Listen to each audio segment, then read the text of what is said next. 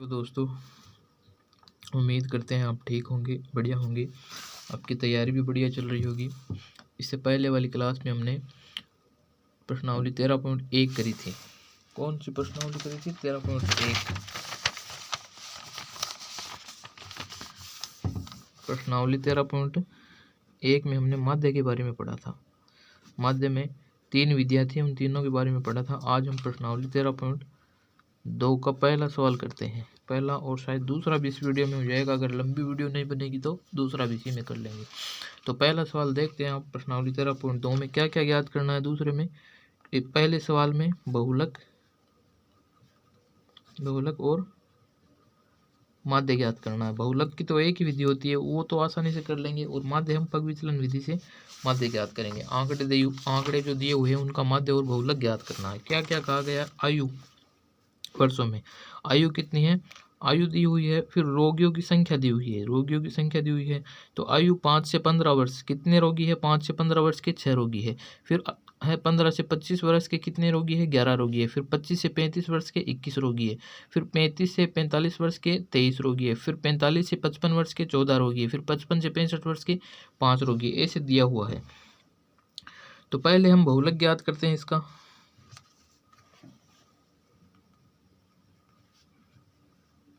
बहुलक,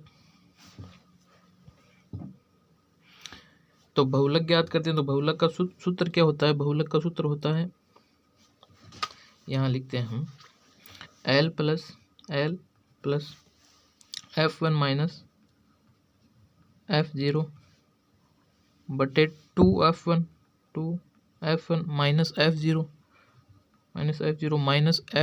minus F2 into में क्या है? इनटू में H। ये तो हमने बहुलक का सूत्र लिख दिया। अब हमें ये सारी चीज़ें बतानी भी तो पड़ेगी ना, क्या क्या है। ठीक है, तो हम पहले F1 लिखते हैं। F1 बराबर है बहुलक वर्ग की बारंबारता। F1 क्या है? बहुलक वर्ग की बारंबारता। F0 है बहुलक वर्ग की बारंबारता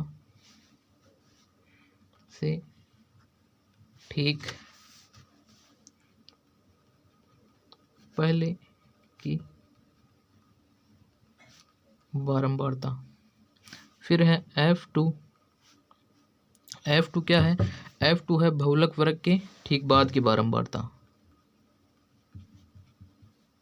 बहुलक वर्ग के बाद की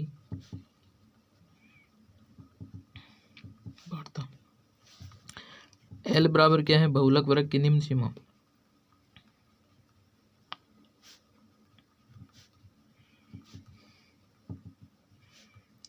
बहुलक वर्ग की निम्न सीमा। और H बराबर क्या है? वर्ग अंतराल। अब देखिए आप, ये जो बारंबारता दी हुई है, इन बारंबारताओं में हम F1 को बहुलक वर्ग की बारंबारता माना है। F1 को बहुलक वर्ग की बारंबारता क्यों माना है? क्योंकि F1 की जो बारंबारता जो 23 दी हुई है, ये सबसे बड़ी बारंबारता है। तो हम सबसे बड़ी बारंबारता को क्या मानते हैं? बहुलक वर्ग की बारंबारता। बहुलक वर्ग की बारंबारता से ठीक सामने वाला क्या है? बहुलक वर्ग की बारंबारता। ये बहुलक वर्ग हो गया। बहुलक वर्ग क्या हो गया? 35 से 45। और वर्ग अंतराल तो सब में सेम है। वर्ग अंतराल कितना है? 10। लिखते हैं हम अब F1 बराबर, यहाँ लिख लेते हैं हम सारी चीज़ें। F1 बराबर है 23, F0 बराबर है 21 और F2 बराबर क्या है? F2 बराबर है 14 और L बराबर है 35 और H बराबर है 45 माइनस 35 बराबर हो गए 10। ठीक है, इसको मान लेते हैं हम समीकरण 1। समीकरण एक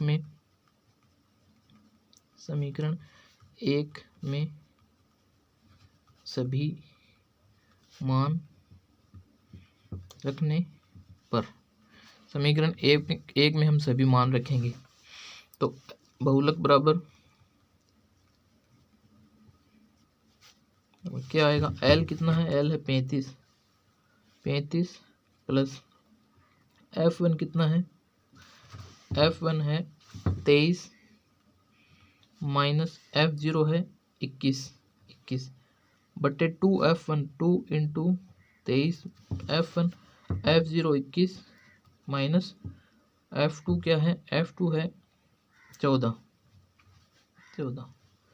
अब गुणा में क्या है 10 क्या है H। इसको हम सरल करने पर हमें बहुलक प्राप्त हो जाएगा। तो करते हैं हम इसको, यहाँ करते हैं इसको। तो 35 तो है ये,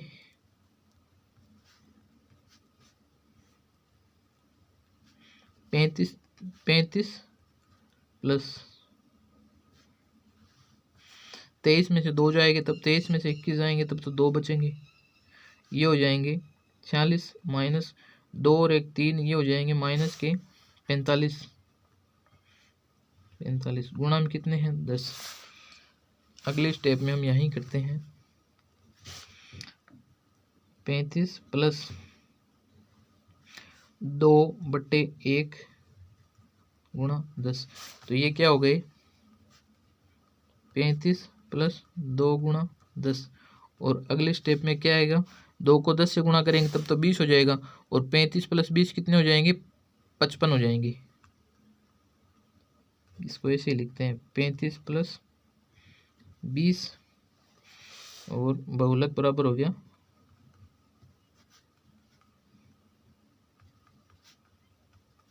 55।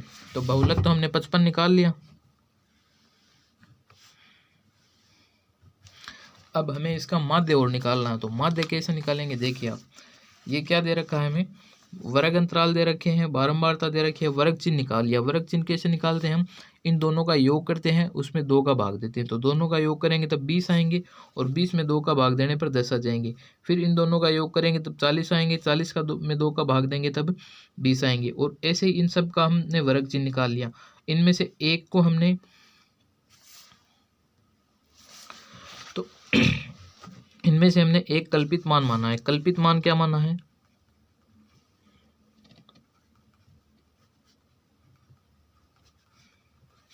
ए बराबर कल्पित मान हमने 30 माना है, 30 माना है। 30 क्या माना है, कल्पित मान। तो एक्स आई माइनस यू आई बराबर क्या, एक्स आई माइनस ए अपॉन एच। तो एक्स आई कितना है 10 माइनस ए कितना है 10 माइनस ए माना हमने 30 बटे एच है 10, तो ये कितना हो गया -20 बटे 10 बराबर -2। ये -2 आए, फिर क्या आएगा 20 माइनस 10, फिर आए ये तो माइनस क्या है 2। पहला अक्स यू आई आया -2, फिर यू आई आएगा -1, फिर आएगा 0, फिर आएगा 1, फिर 2, फिर 3, ऐसे सारे यू आई निकलेंगे। हम इनका योग करेंगे तब ये तो आएंगे -23 और ये आएंगे +66, और इनको सिग्मा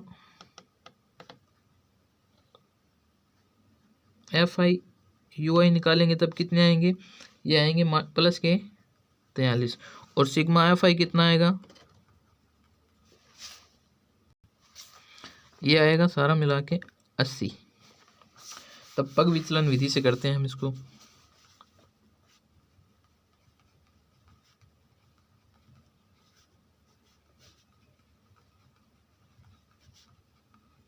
से एक्स बार बराबर a plus h u bar, और यू बार क्या आएगा, यू बार आएगा sigma u i f i upon sigma f i. तो sigma u i f i क्या आया हमारे पास, sigma u i f i तो है 43, और सिग्मा एफ आई है 80। सिग्मा एफ आई क्या आया 80, तो 43 बटे 80 क्या होगा,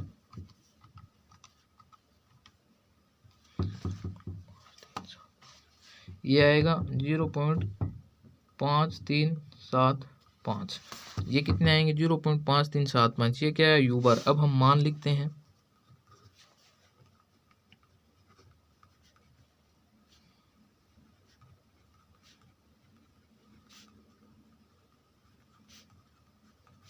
क्या मान आएगा, एक्स बार बराबर ए क्या है, ए हमारे पास है ये, हमने 30 माना था, 30 के सामने ए है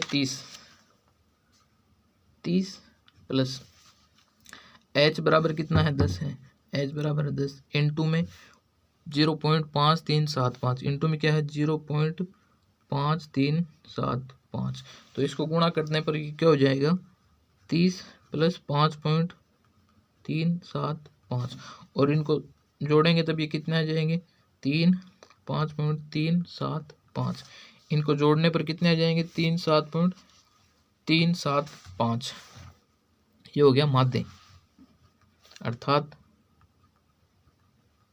अभिष्ट माध्य